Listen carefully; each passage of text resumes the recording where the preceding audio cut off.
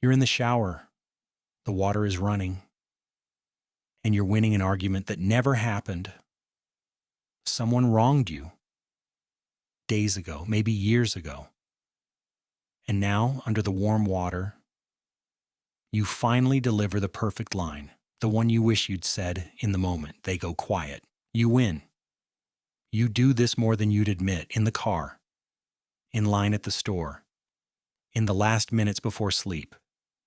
You rehearse conversations that will never take place. You imagine futures that may never arrive.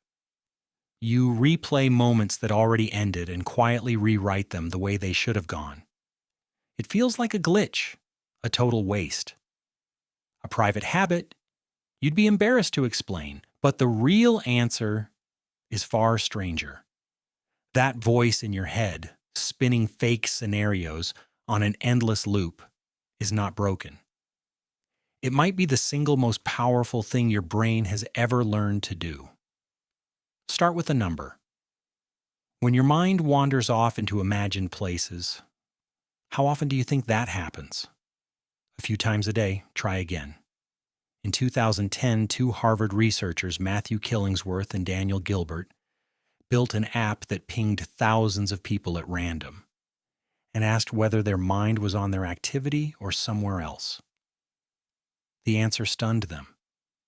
People's minds were wandering nearly half of their waking lives. Roughly 47% of the time, you are not fully here. You are somewhere invented. Half of your conscious life is spent inside scenarios that aren't happening. For most of history, nobody knew what the brain did in those moments. They assumed it was idling. Then a neuroscientist named Marcus Raichle noticed something that didn't fit. A network of brain regions lit up whenever a person was told to relax and do nothing. Give them a task, and it went quiet. Your brain was never resting. When you stopped focusing outward, it turned inward and got to work. He called it the default mode network. Default. This is what your brain does by default, and its favorite activity is building imaginary worlds. So the daydreaming isn't the interruption, the focus is. But why would evolution hand you a brain that spends half its life pretending? Imagine an ancestor at the edge of a river. Across it there is fruit. Between them and the fruit is deep, fast water. An animal that only understands the present has one option.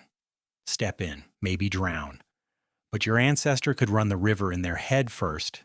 Imagine the current pulling. Imagine going under. And without getting wet, decide not to. That is a fake scenario. And it kept them alive. Scientists call this prospection, looking ahead. Daniel Gilbert argues the human brain is fundamentally a prediction machine, built to simulate tomorrow so you can survive it. And you don't just look forward, you time travel. The psychologist Endel Tulving found that the same machinery you use to remember your past is the machinery you use to imagine your future. Remembering and imagining are the same skill, pointed in opposite directions. This is why memory is unreliable.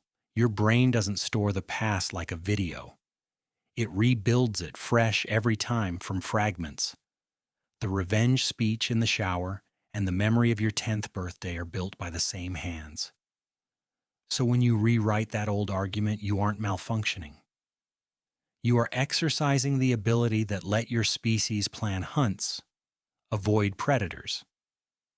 And picture a harvest before the seeds went in the ground. Every cathedral, every rocket, every plan you've made began as a fake scenario in someone's head.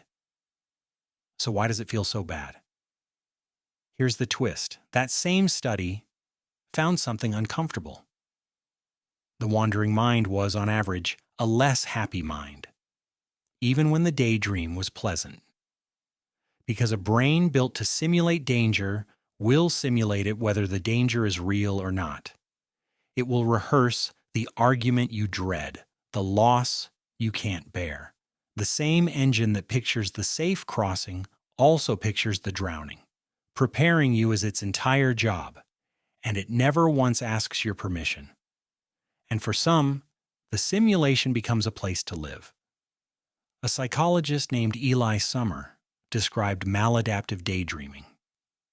Inner worlds so vivid the real one goes gray. People lose hours, then return feeling like they've left somewhere warmer and brighter. So what do you do with all this? You don't fight it. The wandering is the wellspring of every plan and every act of empathy you have. What you can do is watch where your simulations point. Are you rehearsing a future you're moving toward or a fear you're rotting inside? The same tool cuts both ways. The thing that makes you human is that you cannot stay in the present. You are the only creature that spends its days visiting places that don't exist. So the next time you catch yourself winning an argument that never happened, don't be embarrassed. You are standing at the edge of a river no one else can see, imagining the crossing, so that when you step into the real one, you already know the way.